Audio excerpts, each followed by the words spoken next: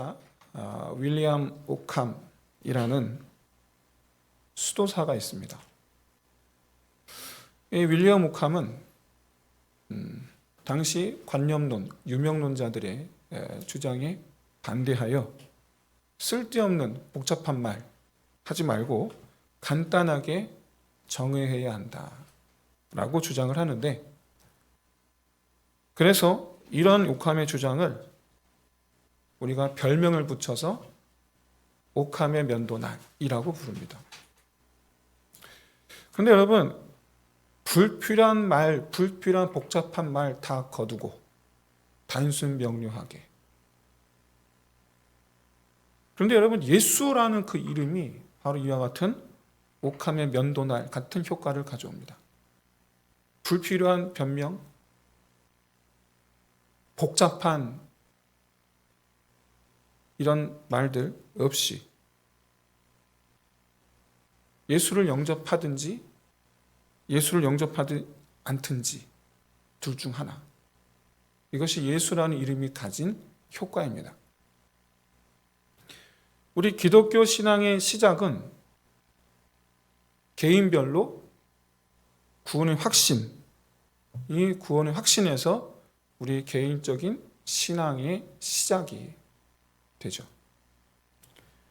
자신이 구원받았다라는 것을 확신하고, 그래서 이 세상에서 구원받은 사람의 모습으로 살아가는 사람, 그 사람을 가리켜 우리는 그리스도인이라고 부릅니다. 그러다 보니 구원받은 사람의 모습이라는 이 개념 자체가 신앙이 있고 없고를 구분하는 기준이 되고, 그렇기 때문에 나를 구원한, 내가 구원받은 확신, 어디로부터 누구로부터 비롯됩니까? 예수 아닙니까? 그러니 당연히 예수라는 이 이름이 신앙이 있고 없고의 기준이 됩니다. 그래서 야고보는 행함이 없는 믿음은 죽은 것이라고 말씀하고 있습니다. 이것은 믿음과 행함이라는 것이 서로 다른 말이 아니라, 믿으면 행함이 있고 행하는 사람은 믿는 사람이라는 것을 알 수 있다라는 얘기죠. 그런 점에서 오늘 본문 27절에서 주님께서 말씀하신 내 양은 내 음성을 듣는다 라고 말씀하신 것은 바로 이와 같이 말씀을 듣고 행하는 사람을 가리키는 표현입니다. 오늘 우리가 보아야 될 것은 어떤 말씀이냐라는 거예요. 어떤 말씀이냐.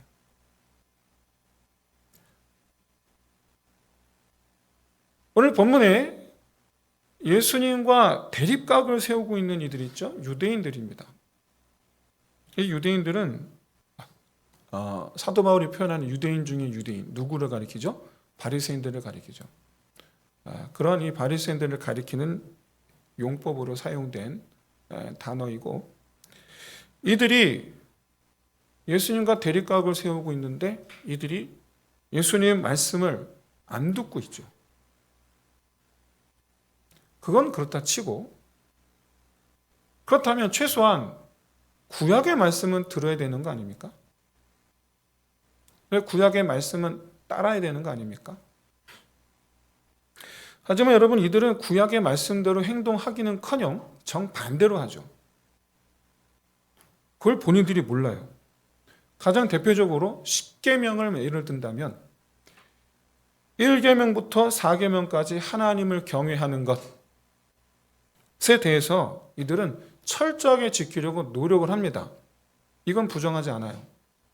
그런데 그래서 5계명부터 10계명을 어깁니다. 1계명부터 4계명을 지키려고 5계명부터 10계명을 어겨요.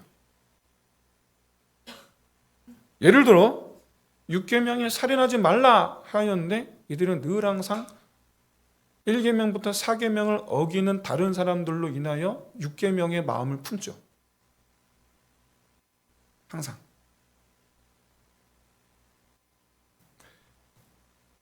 심지어 실제로 모여서 살인 모의를 하죠.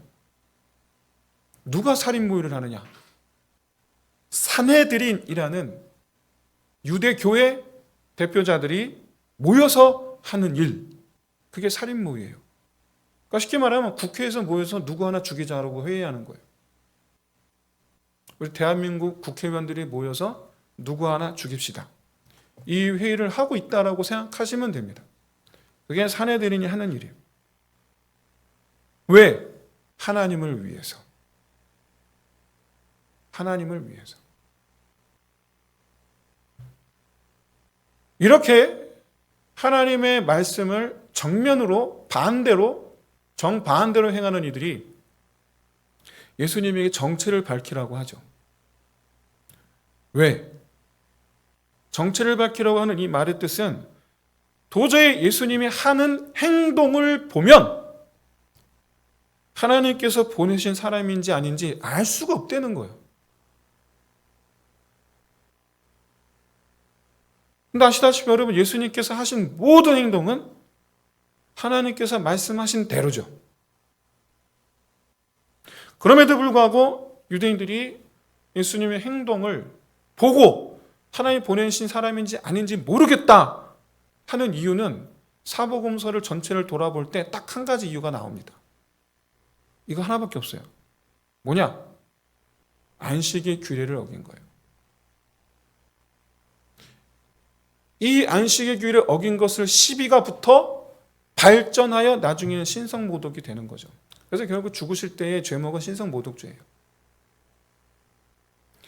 이렇게 안식의 규례를 어긴 것 하나 때문에 예수님께서 행하신 모든 것이 하나님 말씀대로 행한 것이라고 보지 않는다라는 거예요. 그리고 그 모든 것이 다 귀신의 뜻을 따라 한 것이라고 합니다. 그거 하나 때문에. 하나 잘못했다고 죽을 죄인을 만들어버리는 거죠. 그거 하나 잘못했다고 죽여야 된다는 거예요. 그런데 그나마 어겼다라고 주장하는 이 안식일에 예수님께서 일하신 적이 있느냐? 없죠. 그러면 예수님께서 도대체 무슨 일을 하셨습니까? 안식일에 하나님 뜻을 실천하신 것밖에 없잖아요. 치료 행위를 하신 적이 없는데 무슨 일을 했다라는 겁니까 도대체? 일어나라. 그럼 말도 못합니까? 눈을 떠라. 말도 못합니까? 손을 펴라. 말도 못합니까? 귀신아 떠나가라. 말도 못합니까? 오히려 예수님은 안식일에 안식을 누리지 못하는 사람들로 하여금 영원한 안식을 누리게 하셨는데 그게 왜 안식일을 어긴 겁니까?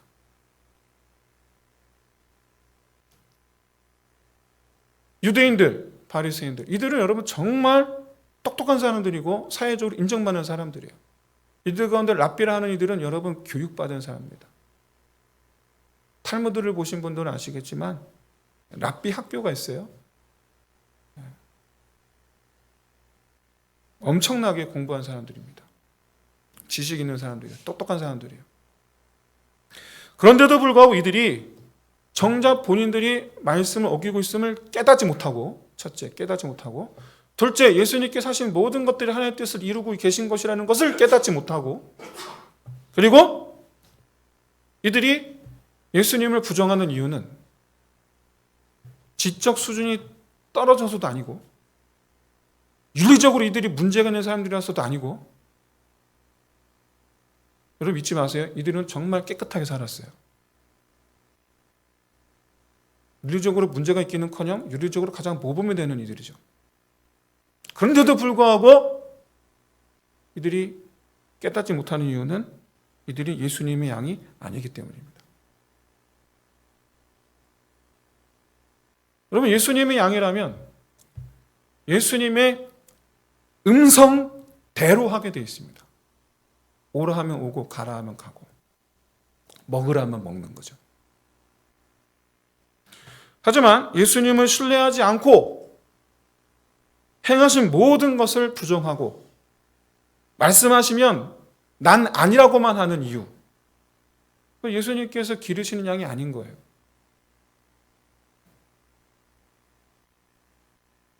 이렇게 오늘 본문에 유대인들, 한편은 유대인들, 그리고 반대편에는 예수님께서 기르시는 양들, 이 양들과 유대인들의 대척점에 서 있는 두 부류의 결정적인 차이, 두 부류를 나누는 기준, 예수죠. 예수. 여러분, 가운데 없습니다. 결코 없습니다. 가운데는 있을 수가 없습니다. 예수님 음성을 듣든지 아니면 아니라고 하든지 둘 중 하나예요.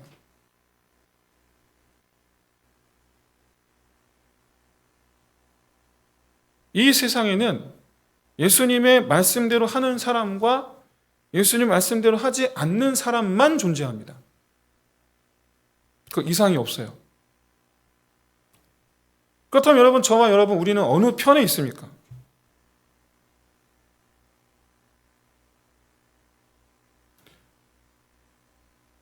이거는 여러분 데칼코마니를 떠올려 보시면 내가 어느 쪽에 있는지 정확하게 알 수가 있습니다. 자, 여러분 여기 성경이 있죠? 이 성경에 기록된 말씀과 내 행동이 일치하면 우린 예수님의 양이죠. 그렇지 않다면 아닌 거예요. 여기에 아주 큰 문제가 발생하죠. 왜 그렇습니까? 이 성경 말씀 그대로 찍어 펼쳤을 때 같아야 되는데 같은 사람이 한 명도 없죠. 한 명도 없어요. 누가 있습니까?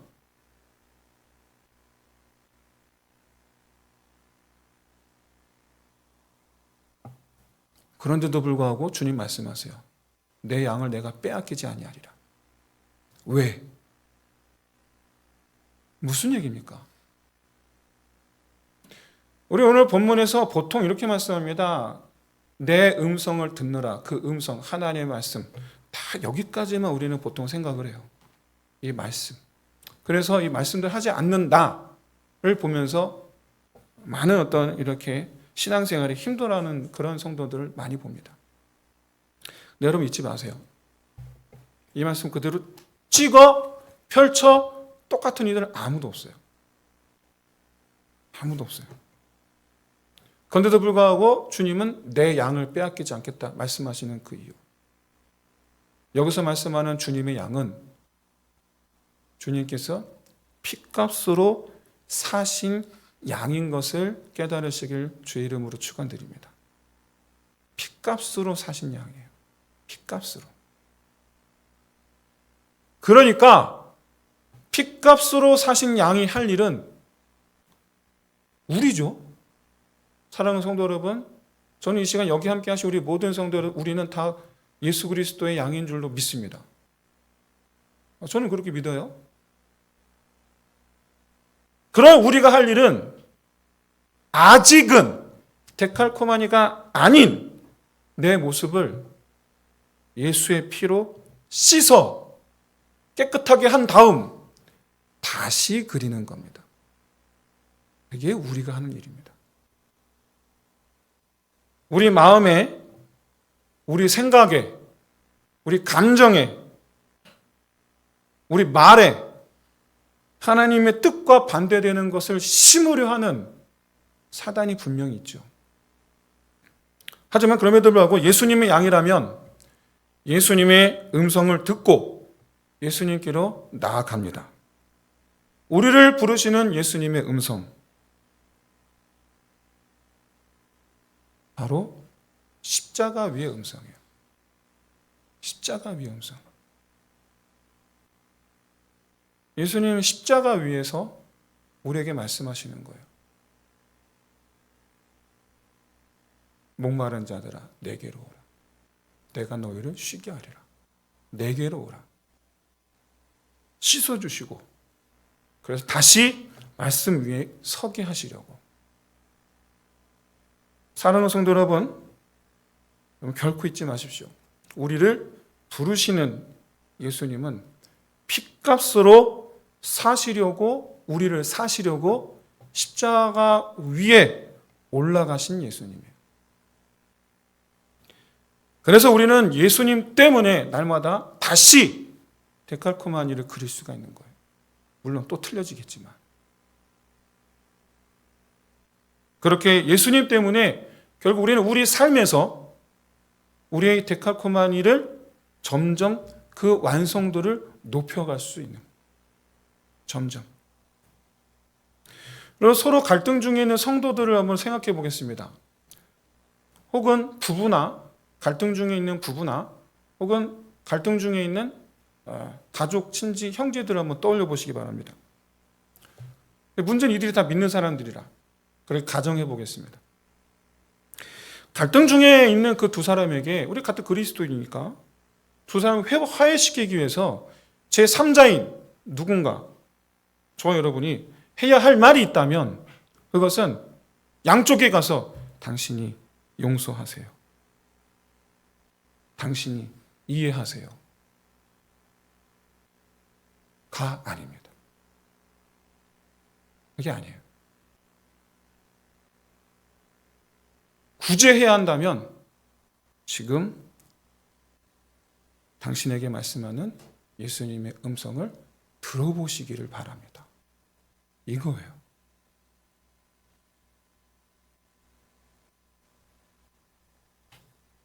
다툼 있는 자에게 가서 용서하시오. 이건 율법입니다. 사랑하시오. 이건 율법이에요. 은혜가 아니에요, 여러분.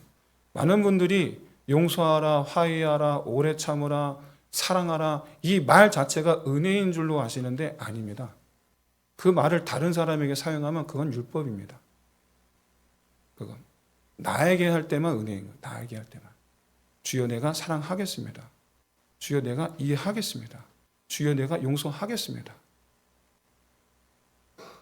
근데 그걸 다른 사람에게 사용하면 그건 율법이에요. 화합하고 관계가 회복되기 위해서 필요한 것은 오직 예수 십자가 은혜뿐인 줄로 믿습니다. 여러분, 십자가 은혜로 그 마음이 회복이 되면 용서합니다. 본인이 알아서. 본인이 또 사랑하게 됩니다. 또 섬기게 됩니다.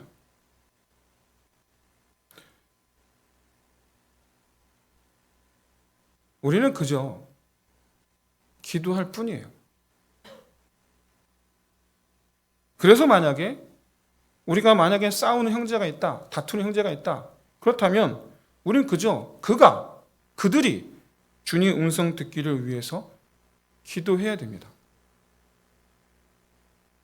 그래서 만약에 그가 주님 부르시는 음성을 듣고 내가 주님 십자가 앞에 나아갑니다 하면 그때부터 그에게 은혜가 시작될 줄로 믿습니다. 주님께서 만져주심으로. 잘못한 사람은 자기 그 잘못 때문에 십자가로 가면 되는 거고, 용서하지 못하는 사람은 용서하지 못하는 것 때문에 십자가 앞에 나아가면 되고. 그래서 여러분, 주님께서 씻어주신 그 마음으로 다시 시작할 때 다시 데칼코마니 그리면 되는 거거든요. 다시 시작할 때 잃었던 것을 회복하는 기적을 맛보게 될 줄로 믿습니다. 여담이지만 오해가 없기를 바라기에 한마디 덧붙이려고 합니다. 여러분, 교회에는 가르치고 다스리는 이들이 있습니다. 목사와 장로와 교사입니다. 이들은 하나님의 말씀을 전하고 성도들이 말씀대로 행하도록 지도해야 되는 책임이 있습니다. 그렇게 이들이 성도들을 향하여 서로 사랑하십시오 라고 말하는 것은 가르치는 행위로서 당연한 겁니다. 그런데 실제로 갈등 중에 있는 형제들이 있다면 아무리 목사와 장로와 교사를 할지라도 다툼 중에 있는 형제들에게 가서 서로 용서하세요, 서로 화합하세요, 서로 사랑하세요 라고 하기보단 여러분을 부르시는 주님 음성에 귀를 기울이시기를 바랍니다 라고 말하는 것이 더 바람직합니다. 주님께서 만져주셔야 되는 거죠. 가르치는 제 몇 마디 말로 그 마음이 가라앉겠습니까? 안 가라앉습니다. 주님께서 만져주셔야 되는 겁니다. 물론 이럴 땐 제가 어떻게 해야 되냐 물어본다면 말씀을 가르쳐 주면 되겠죠. 하나님께 이리 말씀하지 않으셨습니까? 하지만 더 중요한 것은 형제를 주님께로 인도하는 것이 더 중요합니다. 그 형제가 예수 그리스도 앞으로 나아가는 것보다 더 중요한 것은 없습니다. 마찬가지로 여러분, 부모된 자도 자녀들에게 여러분 똑같은 원리로 가르치고 인도하시기를 바랍니다. 부모는 자녀들에게 말씀을 가르치되 예수 그리스도께로 인도하는 목자가 되어야 됩니다. 가령 예를 들어 아들이 말씀을 가르치는 시간, 하나님 말씀은 이렇고 저렇고 이렇고 저렇고 아멘. 자, 그런데 문제가 생겼어요. 아이가 뭔가를 잘못했어요. 그런데 그때 거기다 대고 하나님 말씀에서 이렇게 말씀하지 않으셨느냐? 이건 율법이에요. 이건 가르치는 것도 아니고 인도하는 것도 아니에요. 상처를 주는 거예요. 이건. 평소에는 가르치는 거죠. 가르치세요, 잘. 주의 말씀은 이렇습니다, 저렇습니다. 이런 거야, 저런 거야. 그런데 아이가 막상 말씀을 어겼다. 말씀대로 하지 않는다. 그러면 우리 아이에 대해서 내가 할 일은 뭡니까? 예수 그리스도께로 인도하는 인도자가 되는 거예요. 인도자. 우리의 마음의 상태, 우리의 잘못된 생각, 이 부분에 과연 우리 주님 어떻게 생각하실까? 우리 주님 마음은 어떨까? 사랑하는 성도 여러분, 바라기는 우리 모두가 다 같이 예수 그리스도께로 서로를 인도하는 인도자가 되는 저 여러분 되시기를 주의 이름으로 축원드립니다. 분쟁 중인 교회가 분쟁에서 벗어나지 못하는 이유는 그 교회를, 그 모든 성도들을 십자가 앞으로 불러 모으시는 내게로 오라, 불러 모으시는 예수님의 음성을 듣지 않고 있기 때문이에요. 영원히 해결이 안 돼요. 영원히. 사랑하는 성도 여러분, 부르시는 주님 음성, 예수님께서 우리를 부르사 내 안에, 그래서 예수님께서 우리 양인 우리를 불러 모으시는 예수님의 목장은 여러분 십자가 목장이에요. 우리를 십자가라는 목장에 우리를 두시는 거예요. 십자가라는 목장에서 우리를 기르시는 거예요. 우리가 사는 길은 십자가밖에 없는 줄로 믿습니다. 우리가 새롭게 되는 길은 십자가밖에 없는 줄로 믿습니다. 우리가 변화되는 길은 십자가밖에 없는 줄로 믿습니다.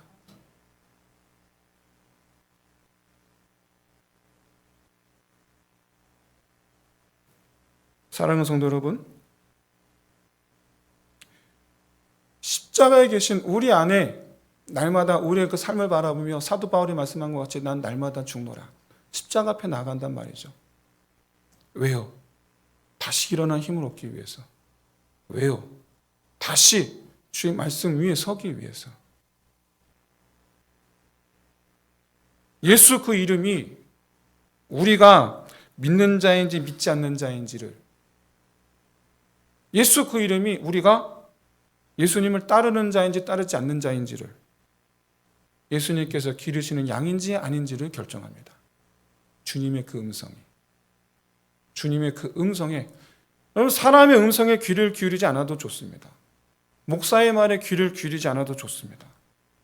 하지만 예수 그리스도의 음성에는 반드시 귀를 열고 계시기를 주의 이름으로 축원드립니다. 열어놓고 계셔야 돼요.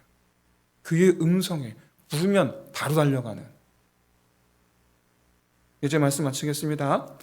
여러분, 날마다 십자가 앞으로 우리를 부르시는 예수님의 음성에 귀를 기울이면, 그렇게 예수님의 양이 되면, 기르시는 양이 되면 우리를 예수님의 손에서 빼앗을 자가 없을 줄로 믿습니다. 무엇보다 날마다 십자가 앞으로 부르시는 그 음성에 귀를 기울이면 회복하신 하나님의 그 은혜 가운데서 말씀의 데칼코마니 일을 이루는 삶이 될 줄로 믿습니다. 그렇게 해서 이 말씀의 데칼코마니 일을 이루어가는 사람이 바로 아버지의 손에 있는 사람인 줄로 믿습니다. 말하기는 그렇게 해서 하나님을 경외하고 형제를 사랑하라 하시니 말씀을 이루어가는 저와 여러분 되시기를 주의 이름으로 축원드립니다. 오늘 우리가 2024년 첫 주일이죠. 하나님께서 우리가 가장 원하시는 게 뭡니까? 우리가 올해 2024년 우리 가장 힘써야 되는 것이 뭡니까? 주님 양이 되는 거예요. 주님께서 원하시는 거예요. 우리가 주님 양 되게 하시려고 여러분 수천 년 전부터 계획하신 거잖아요. 태초에 계획하신 거예요. 바라기는 이처럼 우리가 주님 부르시는 음성에 응답하여 주님의 품 안에 십자가 목장 안에 거함으로 그렇게 해서 하나님께서 우리를 세우시는 그 말씀 위에 서서 영원한 생명의 복을 주시는 이 은혜로 충만한 저와 여러분 되시기를 주의 이름으로 축원드립니다. 우리 함께 시작 우리 찬양하면서 우리 함께 기도합시다. 주님 내가 주의 장막을